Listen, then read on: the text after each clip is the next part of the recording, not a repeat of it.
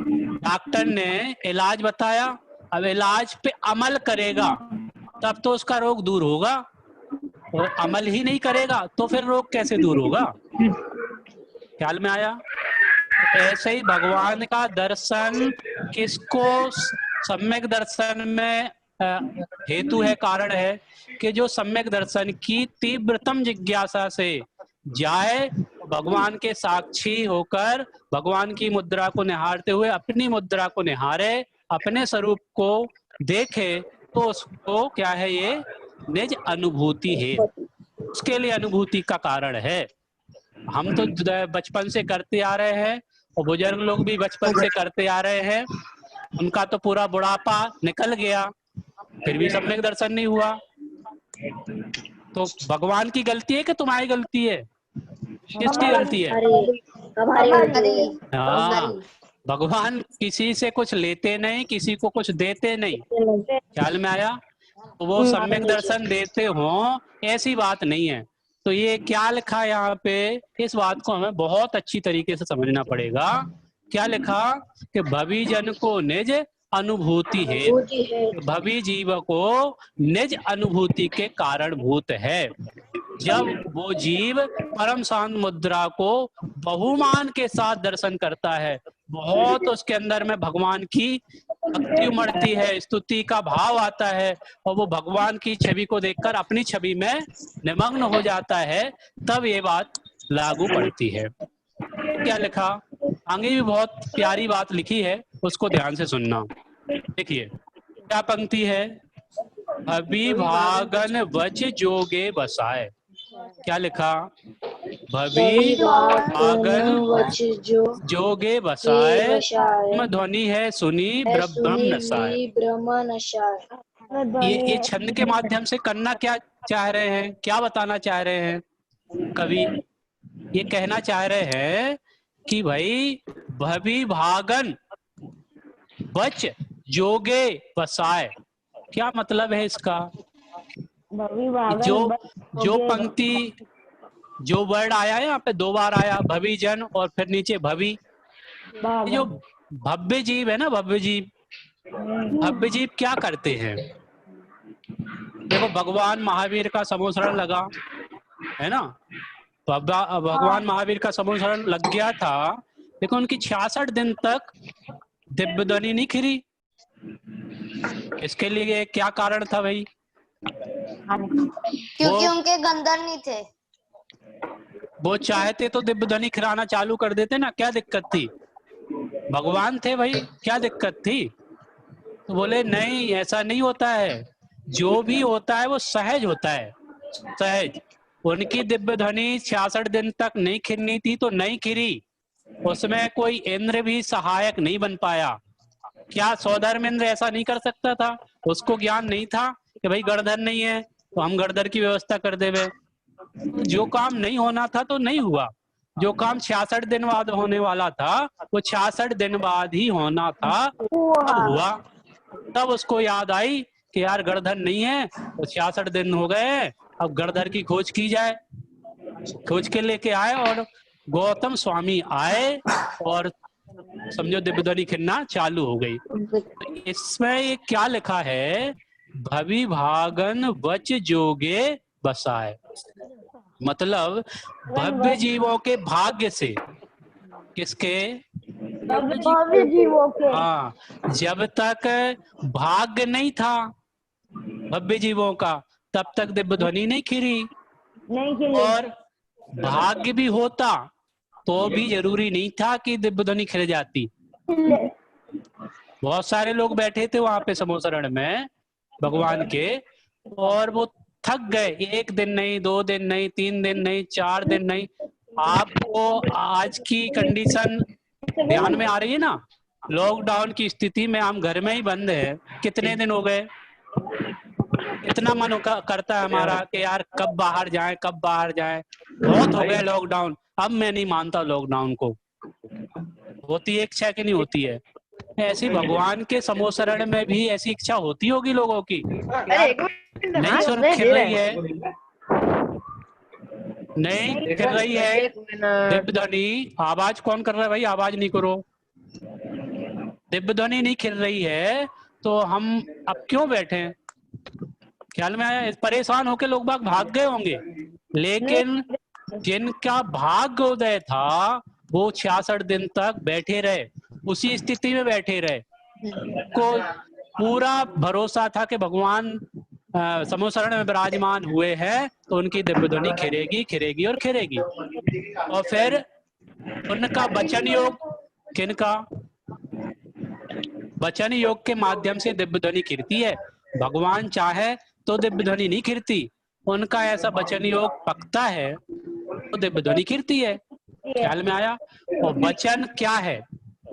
वचन क्या है? पुद्गल। पुद्गल का परिणामन सहज होता है और चेतन का परिणामन सहज होता है। कोई भगवान ने दिव्य ध्वनि का प्रयास किया हो, यार अब सब लोग आ गए हैं चलो दिव्य ध्वनि चालू कर देते हैं, तो ये नहीं है, ऐसा नहीं है। इस पंक्ति में हमें स्पष्ट समझ में आना चाहिए कि जब तक भव्य जीवों का भाग्य का उदय ना हुए और भगवान का वचन योग ना पका हो, वचन योग ना आया हो, तब तक कार्य नहीं होता। हमको क्रमबद्ध का निर्णय यहाँ पर होता है। क्या निर्णय होता है कि जिस समय जिस योग्यता से जो कार्य होना है वह उस समय उस योग्यता से वही काम होके रहता है। ख्याल में आया? अब आगे बताते हैं। तुम ध्वनि है सुनी ब्रह्म नसाए। क्या बोला? क्या बोला? तुम ध्वनि है सुनी ब्रह्म नसाए। कि भाई तुम्हारे ध्वनि सुनकर, तुम्हारी ध्वनि सुनकर, किसकी ध्वनि सुनकर? भगवान की ध्वनि सुनकर। कैसी है उनकी ध्वनि? कैसी है उनकी ध्वनि? हाँ, बीतरागी ध्वनि है। उनके माध्यम से हमें कल्याण का समझो मार्ग प्रशस्त होता है हमारा। ऐसी ध्वनि को सुनकर हमारा क्या होता है? विभ्रम, विभ्रम नसाय के जो अनादिकालीन भ्रम है ना, कौन सा मिथ्या मोह राग उद्देश, ना जाने हम कौन कौन से भ्रम पाल के रखे हैं ना। हमारे को तो आज सच्चे देव शास्त्र गुरु का सच्चा निर्णय हो जाए, ये बहुत बड़ी बात है। ख्याल में आया? ऐसा नहीं है कि है नहीं, लेकिन आज की स्थितियों में और समझो जो क्या बोलते हैं परिस्थितियां हैं, उसमें द्वेषी देवी देवताओं का बोलबाला बहुत है। और जैन धर्म में भी कितने रागी देशी देवी देवताओं की पूजा होती है वो आपको सबको ख्याल में है। यदि इसके संबंध में बहुत अच्छी चर्चा सुनना चाहते हो या पढ़ना चाहते हो तो मोक्ष मार्ग प्रकाशक का 5वां अधिकार आप पढ़ना। अभी हाल में अपन ये बात करते हैं जो यहाँ पे लिखी हुई है, बहुत सुंदर बात करी है यहाँ पे कवि ने। क्या लिखा कि तुम ध्वनि है सुनी ब्रह्म नसाए। आपकी ध्वनि सुनकर हमको क्या फायदा है? तो बोले विभ्रम नसाए, कि विभ्रम नष्ट हो जाता है। ये विभ्रम क्या होता है? ये विभ्रम क्या होता है? अनादिकाल से जिस जिस चीज में हम भ्रम पाल के बैठे हैं। बोलो क्या बोल रहा? जय परम शांत मुद्रा समेत विजन को निज अनुभूति है। भविभागन बच जोगे बसाए, तुम ध्वनि है सुनी ब्रह्म नसाए। ख्याल में आ गया? इस छंद का अर्थ कौन बताएगा? अभी हाल में जो अपन ने बताया है, कोई बता सकता है? जिन्हें बताएगा? गिरीश बताएगा? जी पंडित जी। बोलो बोलो, थोड़ा बहुत भाव ख्याल में आए जिससे। जय परम शांत मुद्रा समेत, अर्थात कि जो भगवान की जो परम शांत मुद्रा है। बोलो बोलो बोलो। जो परम शांत मुद्रा है उससे भविजन को निज अनुभूति है, अर्थात कि जो शांत मुद्रा देखकर अपनी आत्मा की अनुभूति प्राप्त कर सकते हैं। उससे जो हमें जो कुछ लाभ होता है वो यह है कि हम भी उनकी तरह देखकर बन सकते हैं।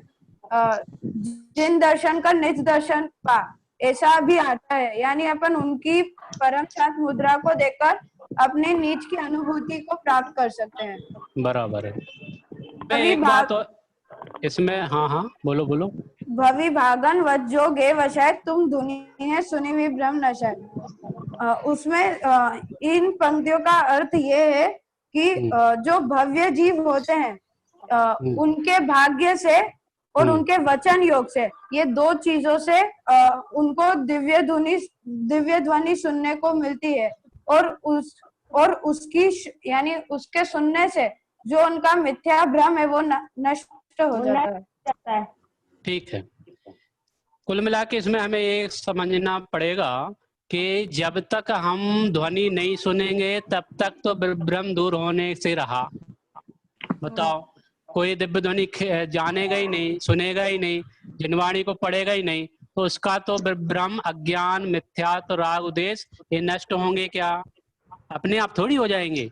जब कोई समझाएगा, जब दिव्य ध्वनि सुनेगा, जब जिनवाणी पढ़ेगा, तब ही हो सकता है। इसलिए भ्रम किसका नष्ट होगा कि ध्वनि है सुनी, कि जो ध्वनि सुनेगा, मत सुनने से काम बन जाएगा क्या? ये थोड़ा सुनने से भी काम नहीं बनेगा। हाँ, समझना भी पड़ेगा। हाँ, सुनने से काम मात्र नहीं बनता है। काय से काम बनता है कि सुनकर, समझकर, अप्लाई करने से वह काम बनता है। डॉक्टर ने दवाई दे दी, दवाई को जाके हमने रख दिया जाके टेबल पे, और सोचेगा कि भाई हमारा रोग दूर हो जाए, तो दूर होने वाला नहीं है। मिला के जो काम, बहुत डिस्टर्ब कर रहे हैं आप लोग, बार बार बोल रहे हैं कि आवाज नहीं करना, म्यूट कर रहे हैं, फिर भी खोल लेते हो, है ना? चलो कल से सिर्फ क्लास वालों को अटेंड करेंगे अपन लोग। क्या बात कर रहा हूँ कि भाई जो अप्लाई करेगा, सुनकर भी काम बनने वाला नहीं है। हम कितने, हमारे समाज में या हमारे परिवार में हम कितने दिनों से सुन रहे हैं भगवान की दिव्य ध्वनि को, माने जिनवाणी को।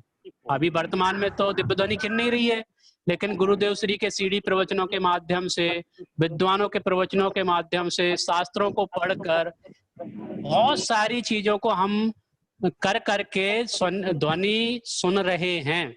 साक्षात वीतरागी जिनवाणी को पढ़ रहे हैं, सुन रहे हैं। पढ़ने सुनने से काम नहीं होता, तो फिर काय से होता है? आज से हम पढ़ना छोड़ दें, सुनना छोड़ दें, आपकी क्लास अटेंड करना छोड़ दें, तो भाई इसका मतलब क्या है कि जब तक हम पढ़ेंगे नहीं तब तक तो काम बनेगा ही नहीं। ख्याल में आया?